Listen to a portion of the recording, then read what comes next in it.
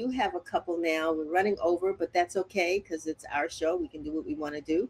And that is Chris and Joanne Davis. They are church marriage counselors. And I want to talk to them if they're still with us. Yes, this is Paul. I know the time is running, but I want to thank you for being with us. And as it says church marriage counselors, but what church are you all affiliated with? Well, first of all, thank you, Denise, for having us. It's an Yes. honor, a privilege for us to be here. We're affiliated with the Great Mount Calvary Holy Church in 610 Rhode Island Avenue, Washington, D.C.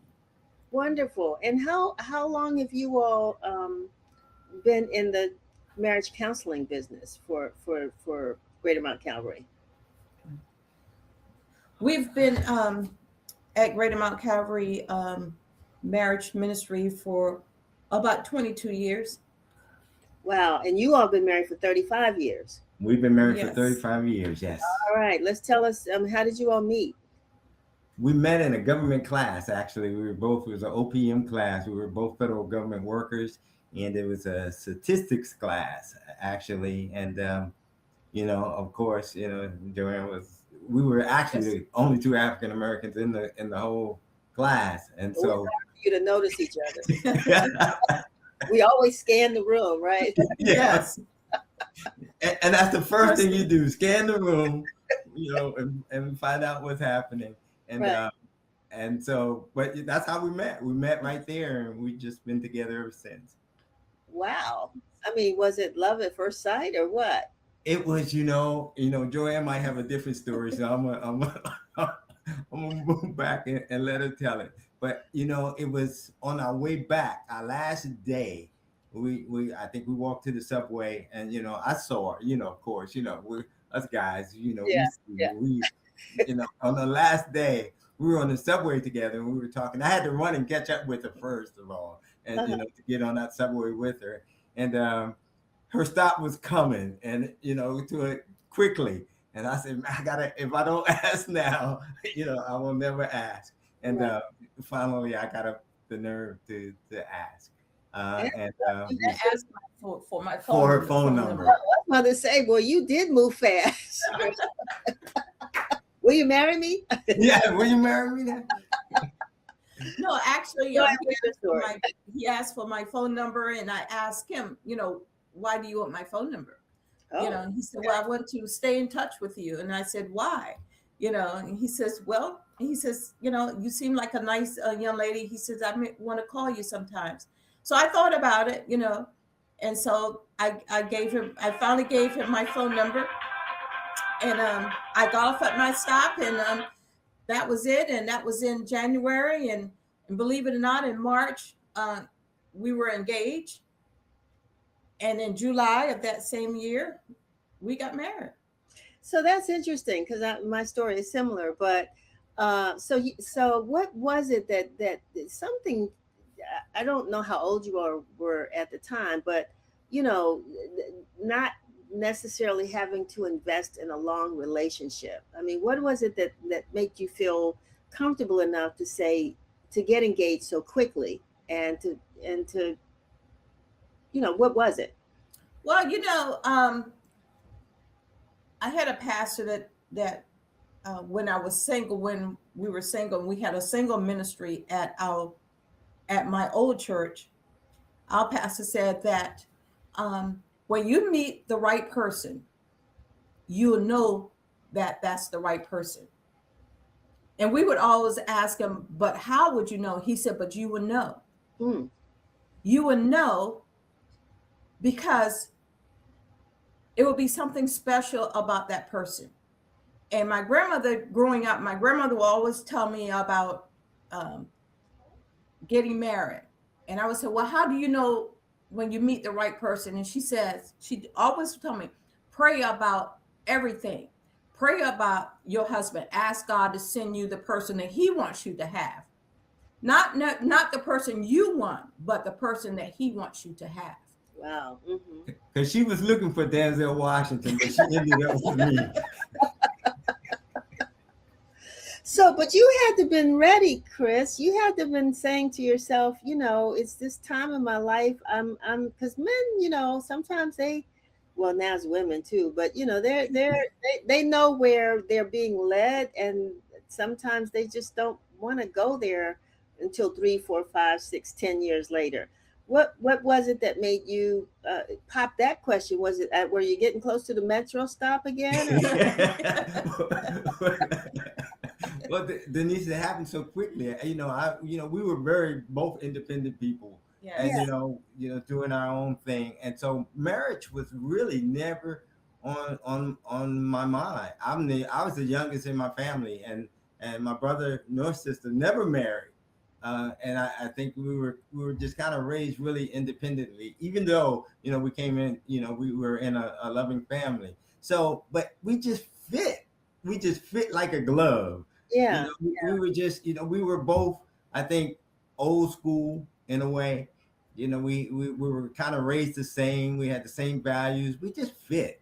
And, Joanne was just very comfortable to be around, and vice versa. And so I was as shocked as anybody, but it was, and at the, and I'll go on to later to tell you about, a Valentine's Day event. But at that event, God just, prayer is a big relationship, as Joanne mentioned. And so I always would have a conversation with the Lord. And he told me, he spoke to me and said, this is going to be your wife, and you're going to take care of her the rest of your life. wow, wow, that's a beautiful love story. I'm wondering because Dr. Nelson was talking about it. Some of the things that newlyweds or people who, what do you call it, premarital kinds of issues that counselors talk to folks about, and you all didn't get a chance to talk about finances or any other these other things that you probably encountered maybe in the beginning. Someone is was there any like significant challenge that you all think back on and said, wow, this was tough, but we made it through? And I'm being personal. If you say, Oh yeah, no. this things, but we Mm-mm. don't want to tell you, Denise, then that's fine. No. Like, how did No. you get over that hump? Fortunately, we were both financial people. Okay. And so that was a big part. When you look at marriage, and even from a counseling standpoint, the two biggest issues that you're going to have is communication And and finance. finances. Mm-hmm. And And then they both go together because you got to communicate and you got to talk about finance, and they both go together. But I would say, in our marriage, I wouldn't say finance was a big issue um, in our marriage in the beginning, um, in our early marriage. I guess I wouldn't say that we made a lot of money at the time, but we manage it. It's not how much you make; it's how you manage what you have. Right, right. so we try to What you live within our means. means. I remember, so I might as well put it out there now. I remember Valentine's Day, and just before I proposed to Joanne, we That was in February. it was February, Valentine's Day. So sometimes I have mixed emotions about Valentine's Day because I took her out really for the first time on Valentine's Day, because we met in January, and so this was my first big date. And so I took her to the restaurant, and I was just praying because I was hoping my credit card could handle. We're going there. I knew. I was hoping my credit card could handle the bill, and I was saying, please don't order too much. Don't order the biggest thing on the menu. And so when you mention Valentine's Day, that's the first thing that pops in my head. So you made it through, I clearly. made it through. I Yeah. made it Well, through. what would have happened though if his credit card hadn't what would that I have? had his, I had his back. You had his back. Okay. Yes, I had his back. Yeah. Now see, that's what I like. That's because I talk to young folks today, and they're like, some people are so. Women can be very materialistic, men can, and it's a make or break of the relationship. But you're young, right? You ain't Yes. got money to spend on a bunch of expensive food, but so that's good. That's good. So, I mean, that through sickness and health, through when you counsel people at church, couples there. I mean, what do you find are some of the biggest challenges that you have to help them to overcome? as they, in their marriages or their relationships? I would say communication is the number one, Right. because I don't people don't know how to communicate. They don't know how to talk to each other. Instead, they talk at each other. You also have to be an active listener. You have to listen. You have to allow the other um, partner to to listen. You have to have the other couple to allow them to finish their conversation when they're speaking without interrupting them. So communication is a big part. You have to be, slow to speak to each other, not yelling at each other, but talking to them within a soft spoken way. And when you get back and just, and I know Marissa talked about it also in terms of the active listening standpoint. And most of us as just individuals in general, we we we we can practice our active listening, our listening skills, because a lot of times we don't listen. We Yeah. already have an answer before the other person even finishes, their conversation. And a lot of times we don't need each other to fix it. We just want you to hear from our hearts, what's on our mind. I remember when I was younger, if Joanne would get a little upset with me. I don't know why, but she would get a little upset with me every once in a while. And from a man's standpoint, because men have pride and all those other things.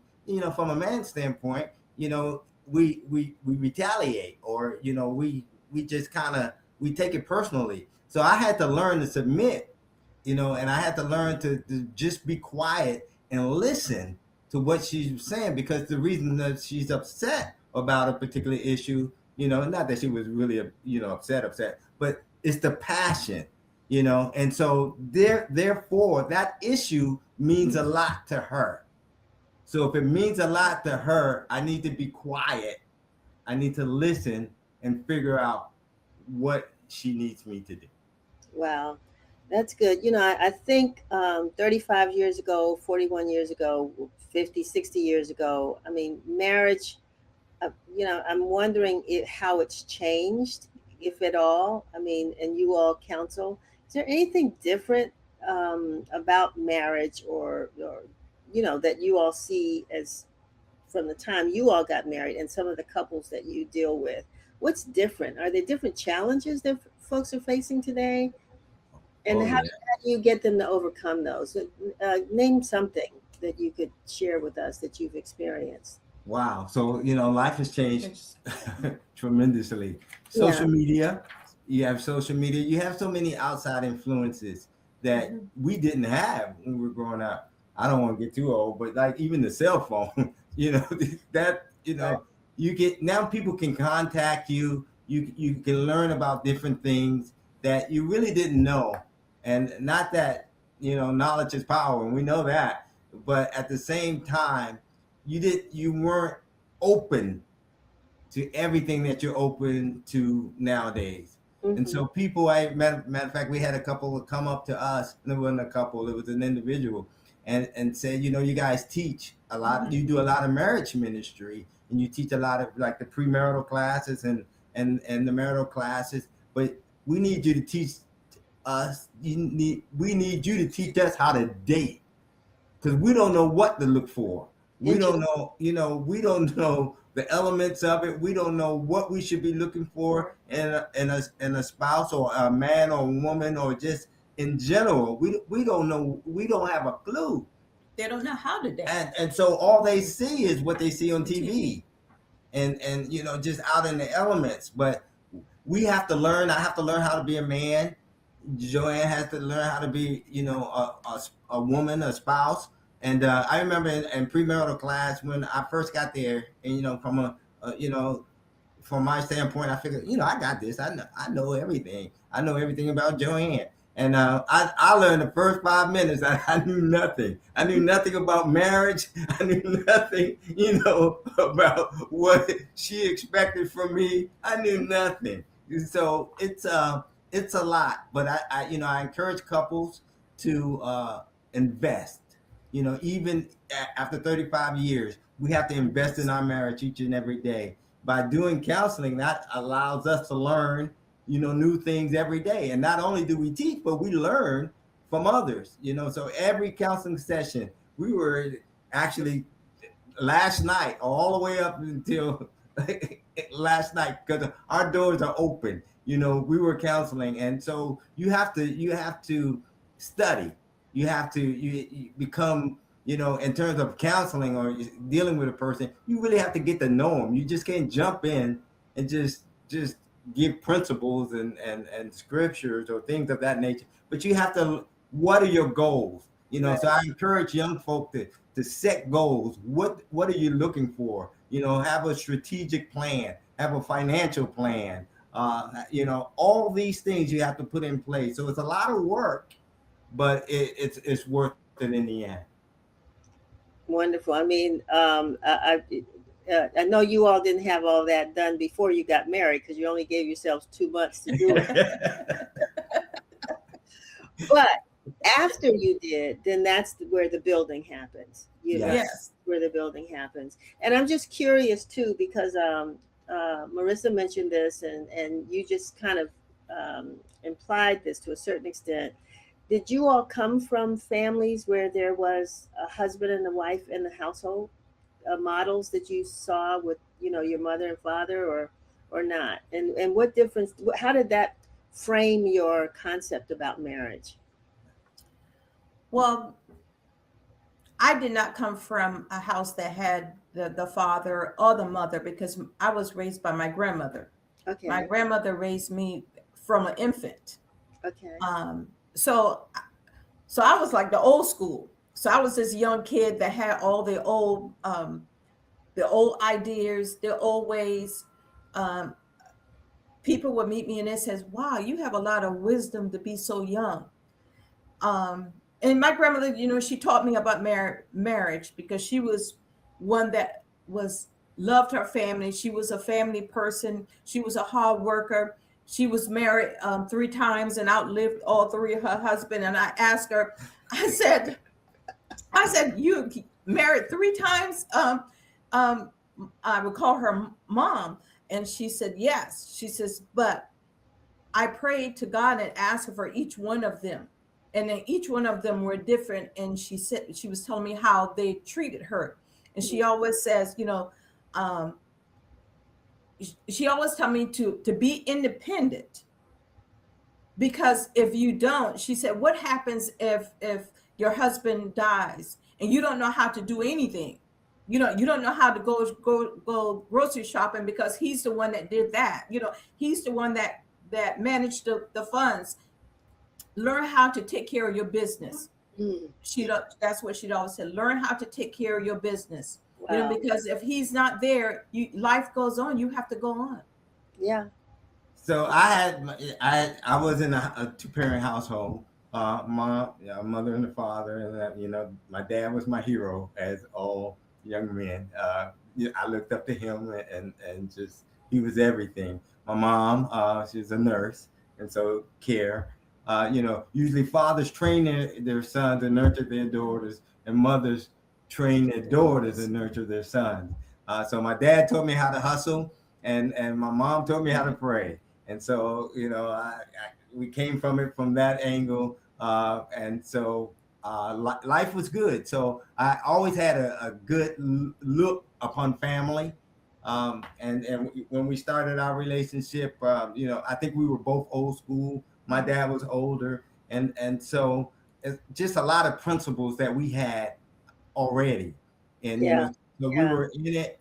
We were in it to win it. That's it's no way out. So once we do this, it was a commitment. Right. And it was divorce was not an option. Divorce was not an option. We were going to make it. And we're going to make it because we knew that God had put us together. Yes. And so what he put together, no man could put us under. I love it. I love it. I appreciate that. I really, I do. I think that, we need to hear more from couples like yourselves. I'm glad that you're doing what you do at Greater Mount Calvary. that you were here to share that with us today. So the big question I've asked you is, whose credit card are you going to use tomorrow for Valentine's Day? It really doesn't make a difference because it all comes out the same pot, but it will be my credit card. What do you have planned? But I might have to. I still might have to pray a little bit, depending on where we go. No, you don't have to pray tomorrow. Praying is good, but I'm quite sure he got this. But yeah, we're looking forward to tomorrow on Valentine's Day. And you I'm still not a person. You still celebrate Valentine's? You celebrate Valentine's Day? Yes. Okay. All yes. Right. Mm-hmm. I think every couple should have a date night. Every couple should get away. You do something. You don't always have to go to the Bahamas or out of the country to celebrate, or just spend quality time. Quality time could spend by just you walking, on your street, holding hands, sitting on a park bench, reminiscing, talking about. We call it pillow talk. Okay, just talking and having a good time. I mean, nothing like a good conversation. So Denise, every day is Valentine's Day. We don't need it. I love it. I love it. We don't need a special day. Yes. Every day should be Valentine's Day because it's a blessing. It's such a blessing, to have someone that you can communicate with, that you can share things with, that you can pray together with, and pray together, have fun, enjoy each other, and always keep the honey in the moon. Say that one more time. I said, always keep the honey in the moon. I hear you. The honey in the moon. The honey in the moon. Since very last question.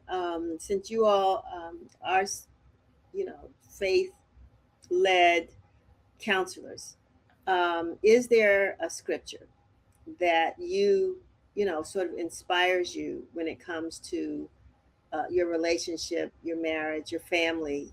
What is it that you lean on, if there's one that each of you has?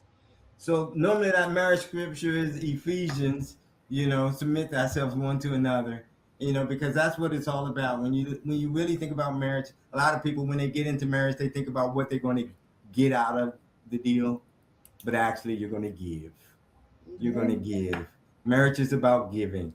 Our lives is a life of service. So it's not about you, the individual, but it's about God's will for your life. So we represent, God. We're his hands, we're his feet. And so we have to go out and touch lives and share the gospel and just encourage and help those who need help. So our lives, for the most part, and I think that's why we enjoy it so much. And we really never had any big conflicts, for the most part. But our lives is to show love to others, to help where we need to help, to leave a legacy, for our family, and life is for living. And so we balance it all. We try to live those things to the fullest, but we have to submit one to another. The first thing in marriage, we tell our couples, establish that relationship with the Lord first and foremost, because if you can't submit unto God, it's hard to submit unto each other. And so that's the key for us. That's our key. And Joanne, is the same for you? Absolutely. Okay. Thank you. I appreciate that. Thank you all. Thank you. Yeah. I love seeing those heart fires growing, and just hang in there and spread the love. Thank you for all that you do. Thank you so much for all that you do. Yes. All right. Have a happy Valentine's Day. Okay, thank you. Same to you. Thank you.